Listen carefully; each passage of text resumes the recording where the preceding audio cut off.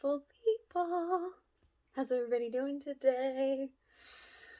Let's take a moment, all right? Everybody take a deep breath in through your nose.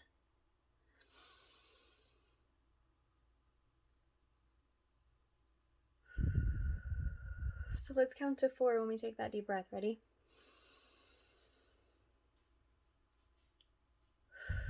So make sure when you're taking deep breaths, you're breathing through your nose. And then, like, really making that noise. I've noticed if I make that noise with my mouth, make it very audible, it makes a huge difference. Breathing is so important. It's so important with clearing your energy and just checking in with yourself. So take a moment to check in with yourself and see how you're doing on this beautiful day, because there is so much energy, as I always say. But today is something very exciting happening in the world, in astrology, in the sky, in the stars. Maybe you've heard about it. Jupiter and Saturn in conjunction. So what we're going to talk about today, I want to talk a little bit about Jupiter and Saturn in conjunction. I'm still learning about astrology, so I'll tell you what I know on the basis of how it's all coming together. And I also want to talk about tarot. I'll do a little tarot reading for you guys today and tell you kind of my secrets about how I do readings and how pretty much anybody can do it. You can do it, anybody can do it. And then I also want to talk a little bit about healing your chakras. Maybe you've heard of them, maybe you haven't. It's our energy system. Everybody has it inside your body. So we'll talk a little bit about that, what that means. All right, so I want to go ahead and start off with tarot. Let's start off with some tarot. I'm really excited. I've been doing some tarot readings lately, and it's a lot of fun. Okay, here we go. So, how I do tarot readings, I have a deck. It's supposed to be one of the original decks. I forget what it's called. There's no name on this. I said it in one of my other videos. But it was the first deck, the only deck I've ever bought, and I've just connected with it. And basically what I do is I take my deck. This is what they look like. It's a lot bigger than this. These are just the cards I drew today, but I take my deck and I just shuffle through it. I literally just go like this. That's all I do, and I put an intention. I put an intention into what I want to get out of my reading. And, people do different groups, so you could set out, multiple cards down in different sections and say I have an intention for this group of cards, intention for this group of cards, but I usually just do a few, 1 to 2 to 3, just depending on if I feel like I got my answer or not. I gotta lean back. And so that's basically all I do. And then I have a little booklet that actually came with my cards, and you can go through it and you can read what the meaning is for each cards, whether it's reversed or it's upright. So today I drew, whoops, where'd it go? Where the heck did it go? There we go. I drew the Hierophant. Hierophant? See, I don't even know how to say it. I drew this card and I drew it reversed. So you can draw it reversed or upside, and each reversed or, let's see. Oh, that's my picture. Reversed or upright. And whichever way you draw it has a different meaning. So that's kind of cool. But I really like this website. I go to Biddy Tarot, BIDD Tarot. And for me, I've looked through a lot of websites, but this is the one that really matched me. And you can go and you can look up these cards and it tells you what they mean. And there's a lot more intensity to what they mean. So let's go ahead and get into it. So the first card that I drew today was a Hierophant, however you want to say it. And I drew it reversed. So reversed is your personal beliefs, your freedom, and challenging the status quo. So everything that I'm reading right now about this card is in relation to you, is in relation to the world. So what I do when I do my readings for myself, I kind of pick out, you can pick and choose what matches for you and what finds meaning to you. So whatever you instantly tell yourself, feel in your gut, go with your gut.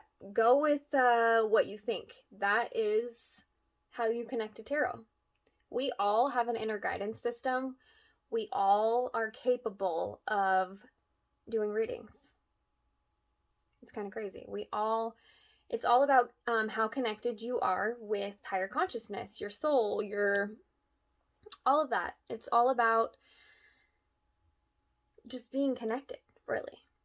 And being able to listen to your gut and know that it's your gut and it's not trauma or things that you've been conditioned to believe. It's from your gut, from your soul, from your angels, from your upper guidance, whoever it is. Anyway, so the Hierophant is a masculine counterpart to the High Priestess. He is also known as the Pope or the Teacher in other tarot decks and is ruled by Taurus, which is interesting. Taurus. The Hierophant is a religious figure sitting between two pillars. So this just explains kind of what this card looks like. So it's sitting between two figures, or pillars, two temples, two pillars, two pillars of a sacred temple. Though this temple differs from one in which the High Priestess sits, he wears 3 robes, red, blue, and white. That's weird. Just saying.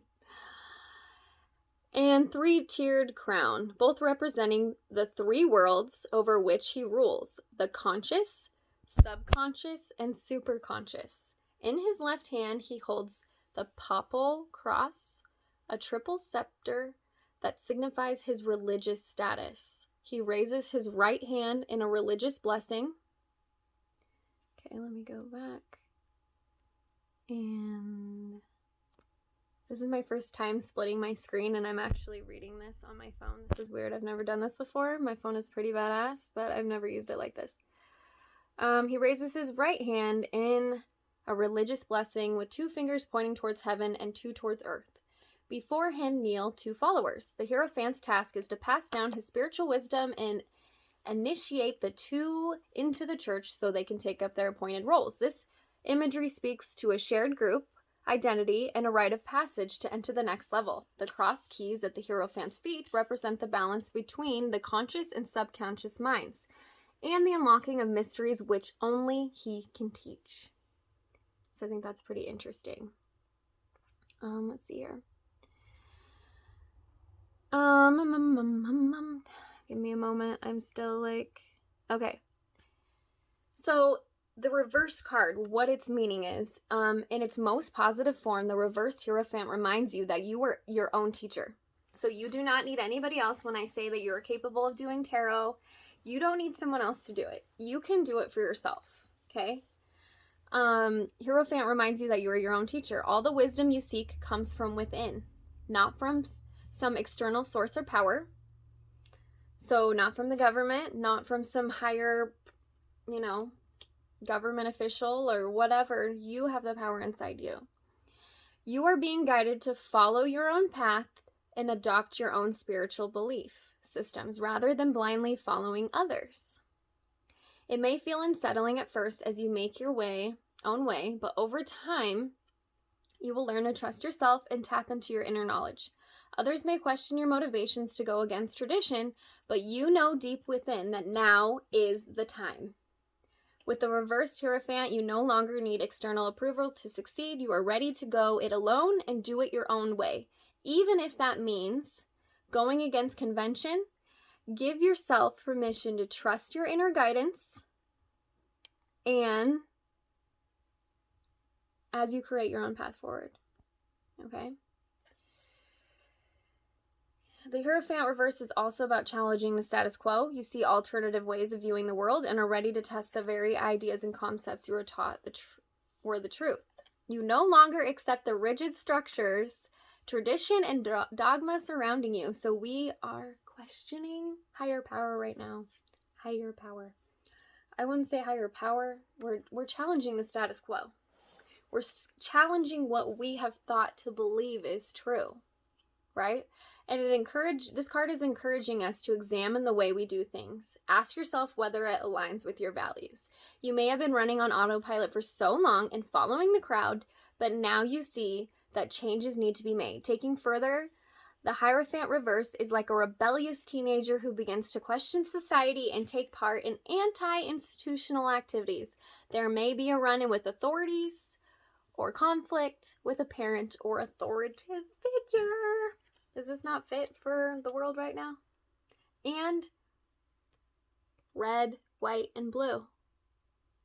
So you can just kind of take in what symbolism you're getting from this card. I did draw it upside down, so it's very interesting. To me, this almost looks like an American flag down here, like part of it, like the stars, and then, I don't know, the red, white, and blue, is this like a signifying of the world, the US of A, the United States of America? I don't know.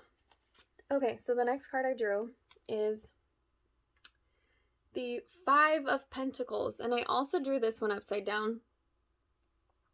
So in this, it looks like there's two people walking.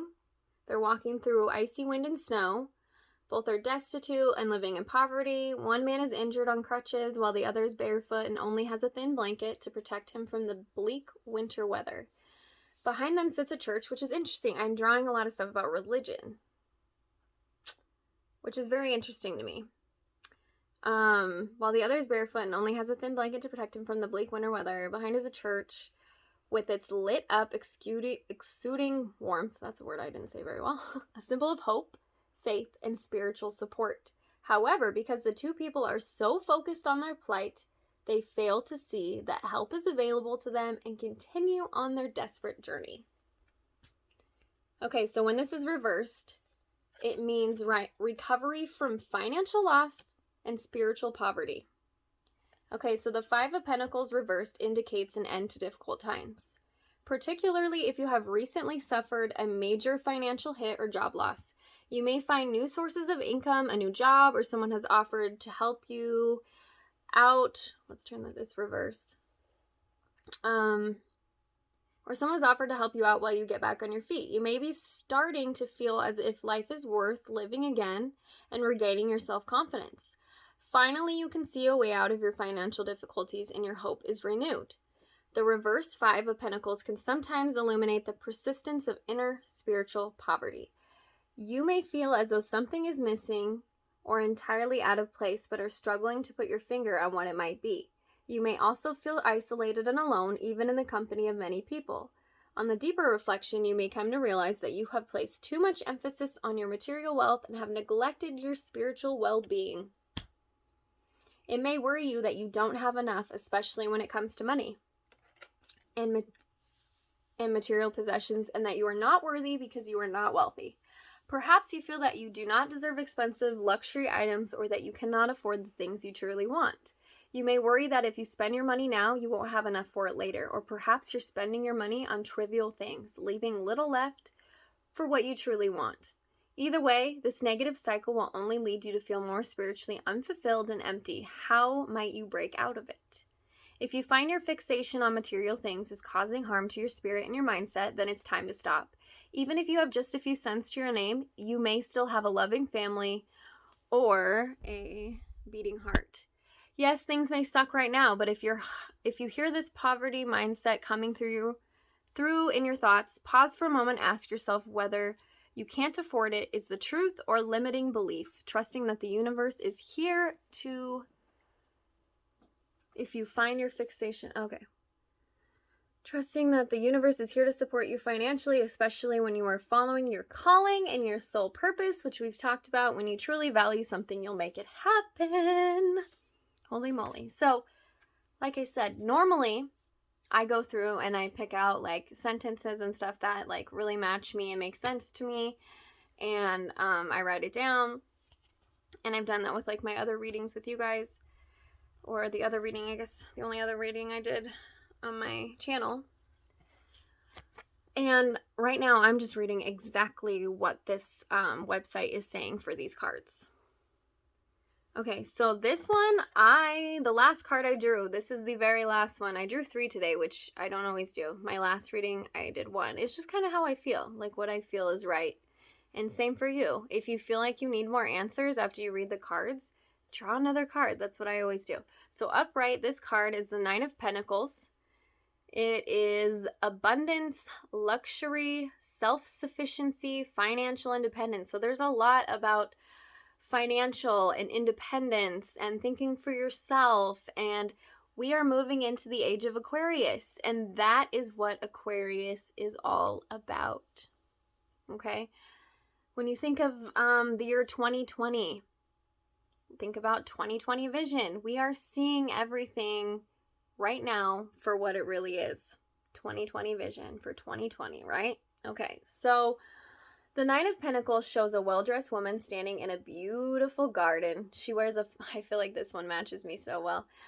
She wears a flowing golden robe and a red beret, signs of her wealth and social status. The vines behind her are heavy with grapes and golden coins, representing the fruitful accomplishments of all of her desires. Heck yeah.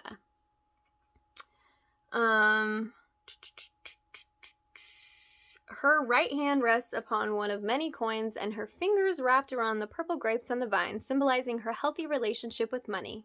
She can enjoy the fruits of her labor without overdoing it. A hooded falcon sits calmly on her left hand, signifying I lost my place here. Signifying the woman's intellectual and spiritual self-control. Far in the background is a large house, presumably belonging to the woman herself, a future signal of her abounding wealth and financial plenty. I didn't see the house in this. There might not be a house on this one, really, but there's definitely a big old garden, and this is which I love because I am a big gardener. So, and that's been one of my things I've been thinking about for my passion. So it's so funny that this would come up. You have worked hard to create abundance in your life, and the Nine of Pentacles says now you can finally enjoy the fruits of your labor. Thanks to your independent efforts, self-confidence, and discipline, you attained a well-deserved success and create a stable foundation for your material wealth and comfort. Now sit back and relax, enjoy the luxuries and pleasures of the good life. Money, leisure time, fun, material, comfort, and rest. You deserve it. When the Nine of Pentacles appears in a tarot reading, do not be scared to splurge, indulge, or pamper yourself, especially as reward of all your hard work. Treat yourself to a special occasion or a personal gift to celebrate your journey here.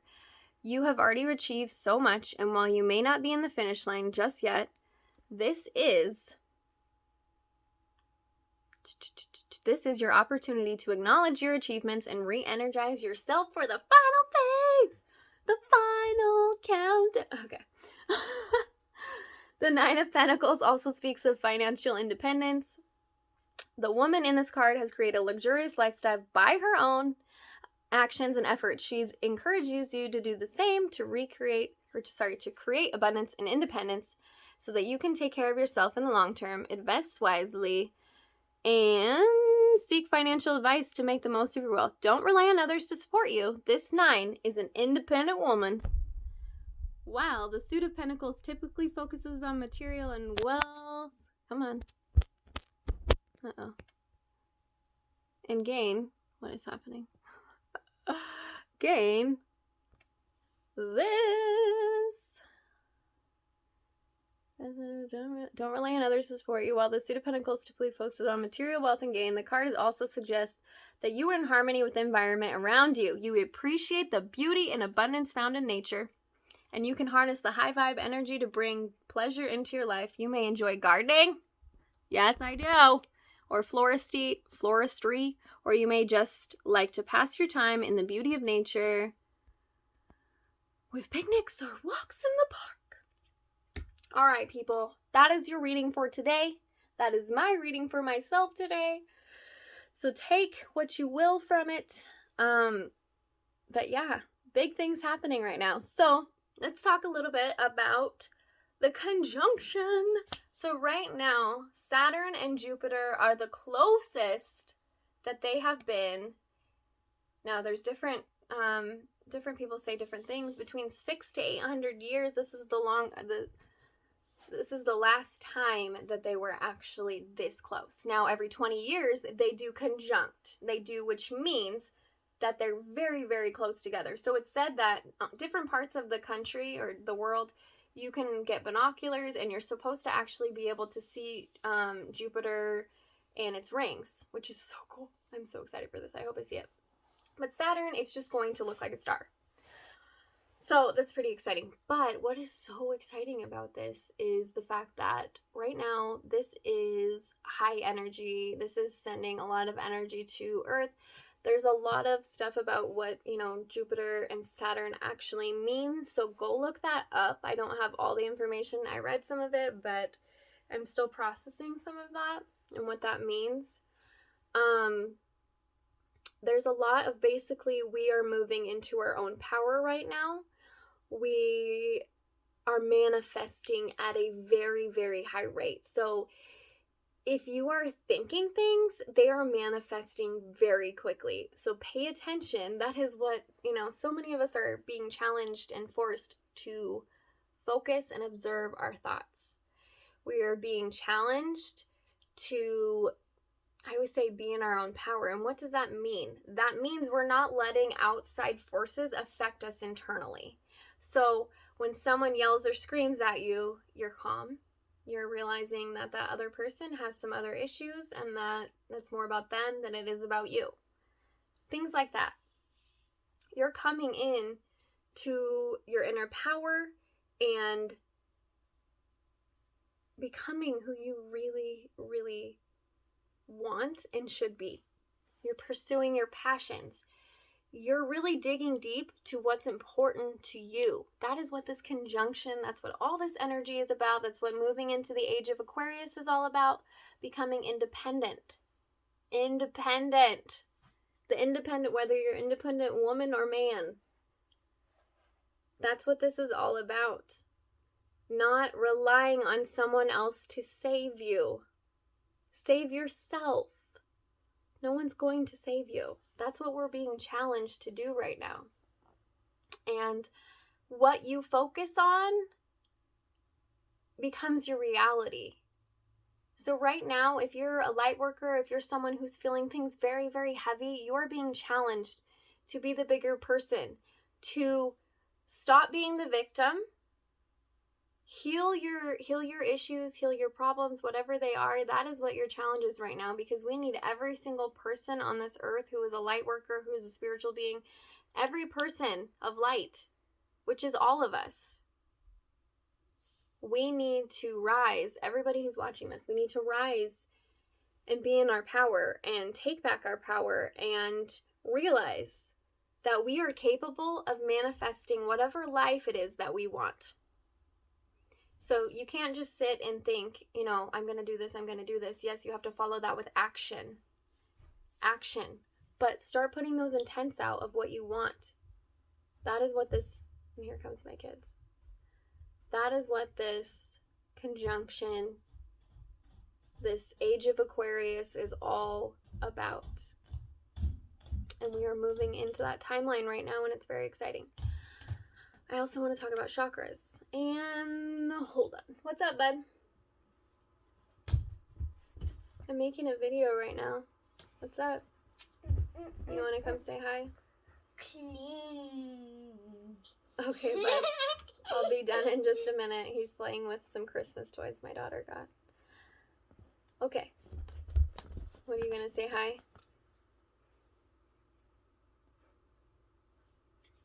He wants to show my daughter just got this duster for Christmas.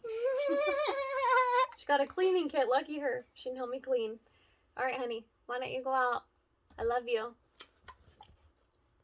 I'll be out in just a minute, okay? I'm hungry. Okay, I'll be out in just a minute, okay? Can I have a snack? I want pirate booty. Okay, I'll be out in just a minute, okay? No, I will be out in 1 minute. Oh, yeah?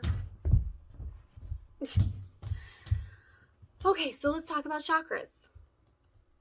So we all have energy systems in our bodies. Maybe you've heard of what chakras are, maybe you haven't. So let's start at each part of our body. So from our feet to just about our tailbone is our root chakra. And that is red. And there's a different symbol for each of these. And then from our tailbone up to about our belly button is our sacral chakra. and that is orange. And then from our belly button to just below, like our breast, chest, right in between our breasts, I would say. And this is different, like different people have different things, but it's all on the general basis. So that is our solar plexus, and that is yellow. And then you go from there to our chest, where your heart is, your heart center, heart. This is your heart chakra. It is green. Here's your throat, your throat chakra to your nose.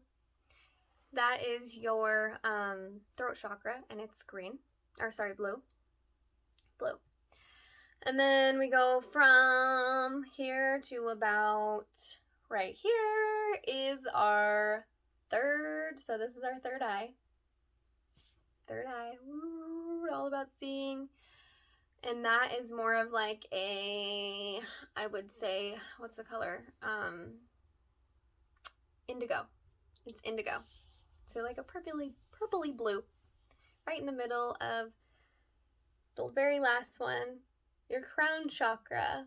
Now these are all the ones that are actually connected to your body. And your crown, think of it as like a literal, just like freaking crown right here. And this one's purple. There are other chakras as you go up, but those are the main ones. And each one is associated with different things in your body, different feelings, different emotions. So we'll say like the ones that I'm dealing with the most right now are like my root chakra. That's your feet. That's how grounded you feel, how connected you feel with your family, how heard or how much you feel heard, seen, your connection to Mother Earth. Okay. And there's your heart chakra, which is green. That is all about love. Your throat is all about communication, your ability to talk, your ability not to talk. Like it goes both ways. Your third eye, your ability to see. I kind of skipped some. We'll go back to those. Your ability to see everything for what it really is. So right now, everybody's third eye is like bam, and it's doing good. And then your crown.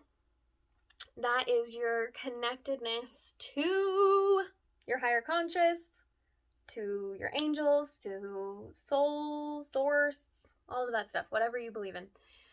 And then we'll go back down to right below your heart chakra is your solar plexus.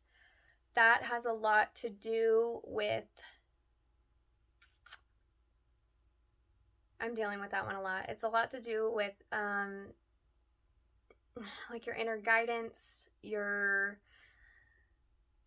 childhood. I'm still learning this one clearly, and I should know this one better. I can't think of any words off a topic right now. We'll go down. So then there's your sacral chakra, and that is in between your root and your solar plexus, and that one is more about your deep-seated emotions. So that's all connected to like your kidneys, your sexual organs, all that is like all between that and your root. Those are, they kind of intertwine a little bit, but that is all about your deep-seated emotions and how you feel about yourself. Oh yeah, the solar plexus is about confidence too. Confidence, being yourself.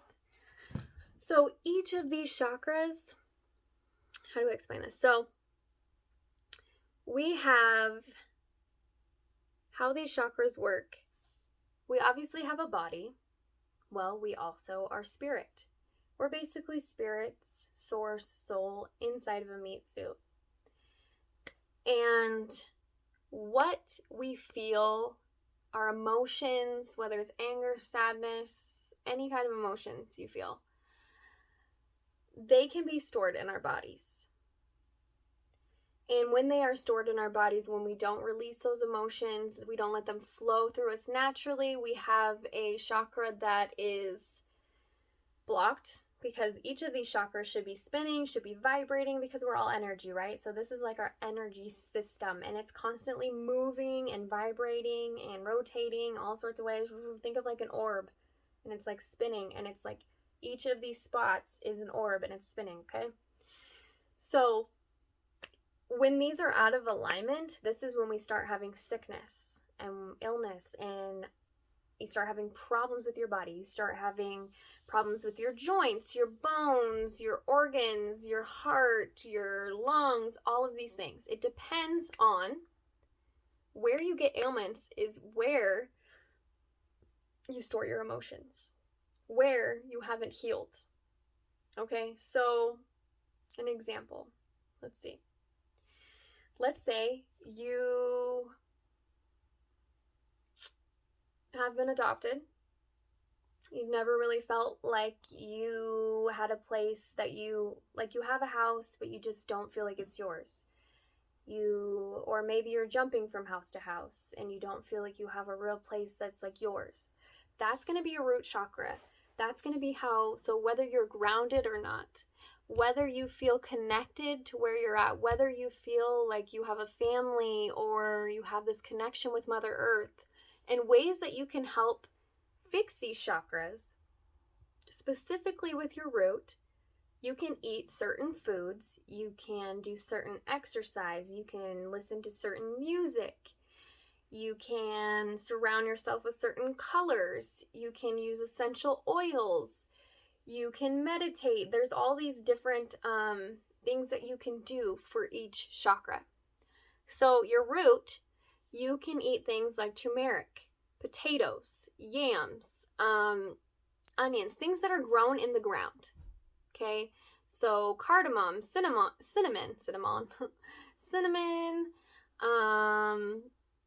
all of these. So I really like to drink like chai teas when I'm feeling really ungrounded, or you can go out and walk in nature, walk on the ground, put your feet literally in the dirt and imagine that your feet are being tethered with roots from Mother Nature. And imagine that. So you can meditate doing that. You can meditate to heal all of your energy. You can ask higher source to help you solve these issues, right? So some other ones, a lot of people are dealing with stomach issues right now because we are healing our inner child. For me, it started with my heart. My heart was broken first, so I had to heal my heart. You can also do this through crystals. Crystals help heal because they have energy and they are vibrating. You can recharge your crystals with the moon. The moon has energy. Everything has energy. Everything is connected. So we can use these things to help heal ourselves, to help guide us, right? So like with your heart, it starts with a G. Why am I blanking out what that stone is? Oh my gosh. Give me a second. It is... Or is it quartz? Might be quartz. Anyway, it's a clear stone. I don't know why I'm blanking because I have a million of them and I'm making jewelry right now out of them, but I'm blanking the name of them. Anyway, that is a really good stone for your heart.